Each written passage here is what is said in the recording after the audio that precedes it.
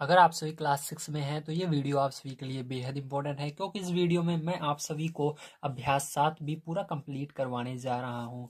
इसके अंदर आपको टोटल 4 क्वेश्चन मिल जाते हैं। ये चारों क्वेश्चन ही बहुत इंपॉर्टेंट है। हालांकि ये छोटे छोटे क्वेश्चन हैं, लेकिन आपको इन चारों क्वेश्चनों को समझना बहुत ही जरूरी है। इसलिए आइए स्टार्ट करते हैं पहले क्वेश्चन को और देखते हैं किस प्रकार से इसको सॉल्व करना है। तो पहला क्वेश्चन आपको दिया गया है, अपनी अभ्यास पुस्तिका में एक रेखा खींचिए और अंग्रेजी वर्णमाला के एक छोटे अक्षर का प्रयोग करके उसका नाम लिखिए। तो यहाँ पर ध्यान रखिएगा, आपको क्या कह रहा है, रेखा खींचने के लिए। ठीक है, तो आपको पता होना चाहिए रेखा किस प्रकार से बनाई जाती है। तो चलिए कॉपी पर चलते हैं और रेखा बनाते हैं।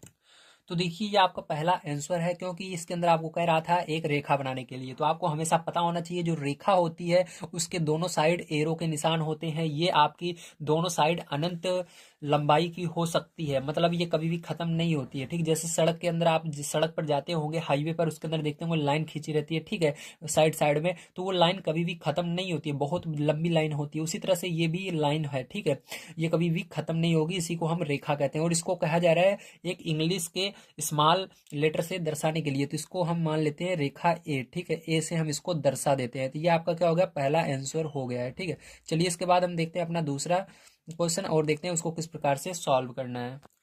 तो देखिए पहले जो यहाँ पर सेकंड नंबर क्वेश्चन आपको दिया गया है, अपने आसपास में उपलब्ध वस्तुओं की सहायता से कोई 3 ऐसे उदाहरण दीजिए जिनसे रेखाओं या उनके भाग का बोध होता हो। तो आपको क्या करना है, यहाँ पर अपने आसपास में देखना है, ऐसी जो भी वस्तुएं दिखे उनको लिखना है। ठीक, उनका नाम यहाँ पर लिखना है, जिससे कि आपको पता लगे कि ये रेखा की तरह है। ठीक है, जिस तरह से रेखा होती है। तो चलिए इसको हम करते हैं और यहाँ पर दिमाग लगाते हैं कि क्या क्या चीजें हो सकती हैं।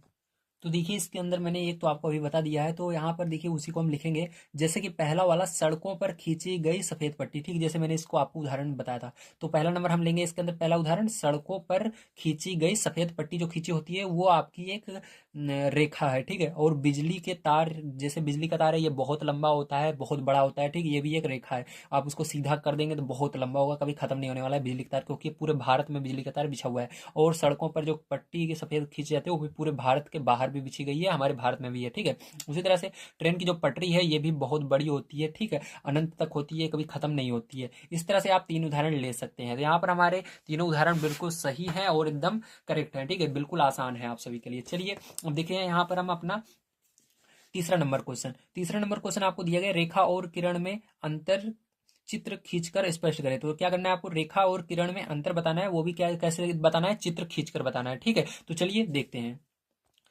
तो देखिए यहाँ पर जो रेखा होती है आपकी, इसके दोनों तरफ एरो रहते हैं। ठीक, इस तरह से निशान रहते हैं, मतलब इसको दोनों साइड बढ़ाया जा सकता है। दोनों तरफ ये बहुत लंबी हो सकती है, अनंत तक हो सकती है, कभी खत्म नहीं होती। ठीक है, ध्यान रखिएगा। इस तरह को जब इस दोनों साइड जो बढ़ती है लाइन, उसको रेखा कहते हैं। जो केवल एक तरफ बढ़ती है, जैसे कि जो किरण है केवल एक तरफ, यहाँ से ये स्टार्ट होगी तो इधर नहीं बढ़ेगी। ठीक, इस साइड नहीं बढ़ सकती, केवल एक ही दिशा में बढ़ेगी। जाए ये इधर बढ़े तो उस साइड नहीं बढ़ेगी, अगर उस साइड बढ़ रही है तो इस साइड नहीं बढ़ेगी। ध्यान रखिएगा। ठीक है, इसका मुख इधर भी कर सकते हो आप, तो इसको किरण कहते हैं। समझ में आ गया आपको। चलिए इसके अंदर हम देखते हैं अपना चौथा नंबर क्वेश्चन। चौथा नंबर क्वेश्चन आप सभी को दिया गया है, दिए गए प्रारंभिक बिंदु निगमन बिंदु ए, मतलब जो प्रारंभिक बिंदु ए है और एक अन्य बिंदु बी से होकर जाती हुई एक किरण खींचे। आपको क्या करना है, यहाँ पर फिर से एक किरण खींचना है, उसके अंदर ए और बी आपको दिखाना है। जो आपकी किरण स्टार्ट होगी, यानी प्रारंभिक बिंदु जहां से आपकी किरण स्टार्ट होगी वहां पर ए रखना है, ए लिखना है वहां पर, और उसी के बीच में क्या होगा, एक बिंदु बी आएगा। ठीक है, इसको किस तरह से दर्शाएंगे, आइए कॉपी पर चलते हैं और समझते हैं।